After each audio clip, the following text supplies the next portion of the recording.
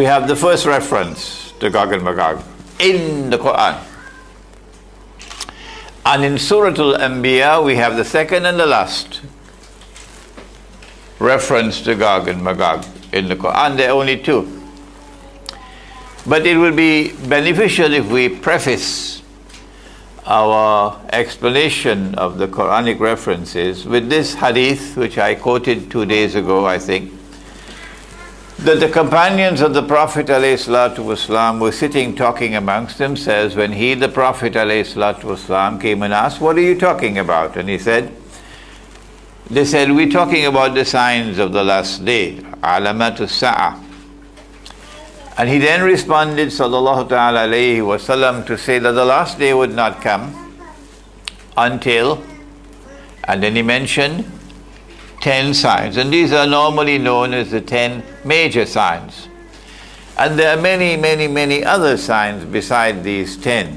Like, for example, the advent of Imam al-Mahdi, alayhi salam, which is not in the 10. I don't see anything minor about them, but they call the minor signs. And these are called the major signs. What are the 10? I don't have the time to question you this morning, so you're lucky. I mentioned that they were not given in the chronological order in which they will occur. Number one is Dajjal, Al-Masih al-Dajjal, Dajjal who will seek to impersonate the true Messiah. The true Messiah, said Nabi Muhammad alayhi salatu wasalam, the true Messiah will return. The voice of Muhammad sallallahu ta'ala alayhi wasallam is the most powerful voice in all of history to prophesy that Jesus alayhi salam will return. When he comes back, said the Prophet alayhi salatu wasalam, he'll come back as Hakim, one who rules. Rules from where? From Jerusalem. And he would be Hakimun Adil. He will rule with justice, indicating that that which would precede it would be rule that would be unjust and oppressive.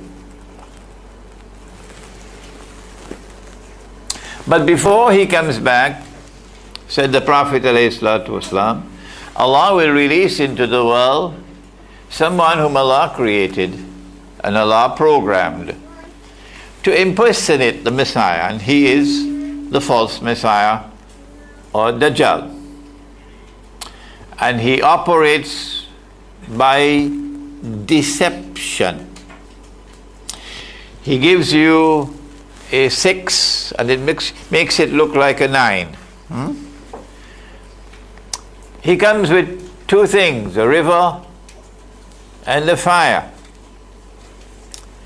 But his river is a fire, and his fire is the cool waters of a river.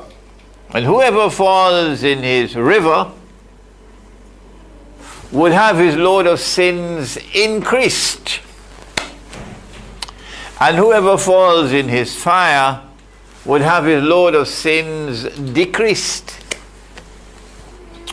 So this is indeed a serious matter, because this man has the capacity to make the road to heaven look like the road to hell, and take the road to hell and make it look like the road to heaven.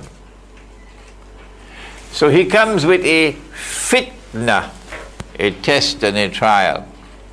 And the Prophet ﷺ said that this would be the greatest fitna that mankind would experience from the time of Adam alayhi salam to the last day, indicating that the scholars of Islam, they got work to do. No other subject is as important as this one. So you would expect nearly every other khutbah from the mimbar would focus on Dajjal. Did you hear that?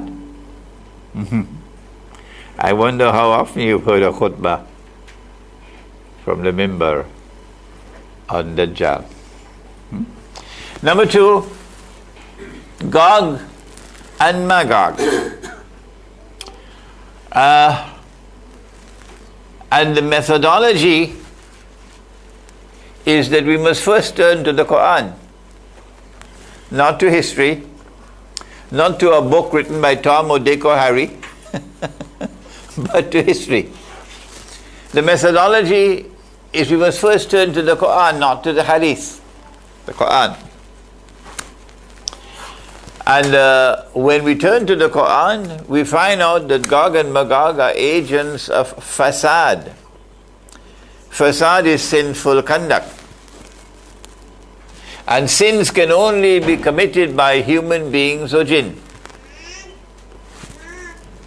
So Gog and Magog have to be either human beings or jinn. But when we study the literature, the Quran first and the Ahadith second, we find out they can't be jinn. So immediately at the very beginning we know we're dealing with human beings, not some creatures crawling around underneath the earth, somewhere behind some mountain underneath the earth. Got a lot of fairy tales in this subject, do we have it? Yeah?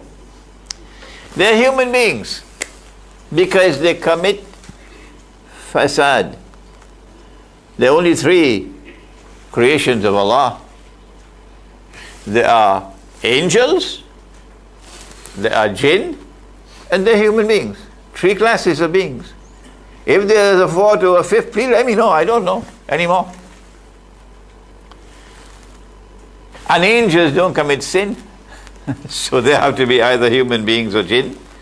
And when we eliminate the jinn, we are left with only human beings. That's the beauty of utilizing the methodology of going first to the Quran.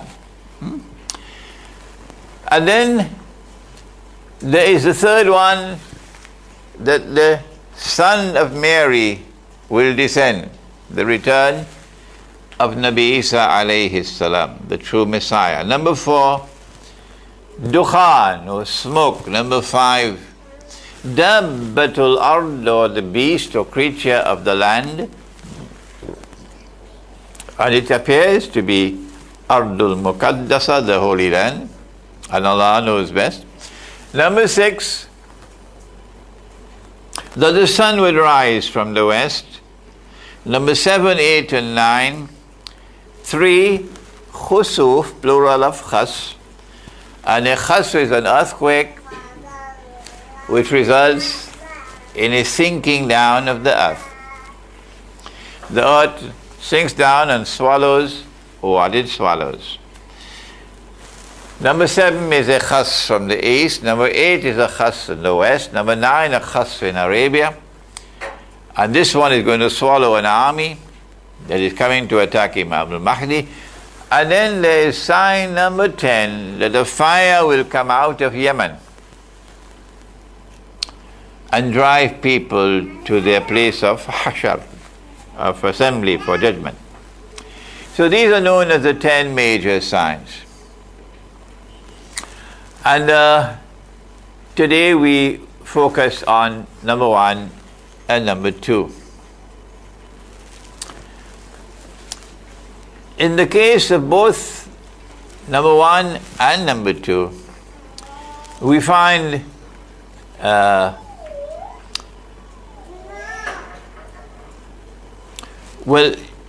there is no direct reference to Dajjal in the Quran, but most certainly indirect references.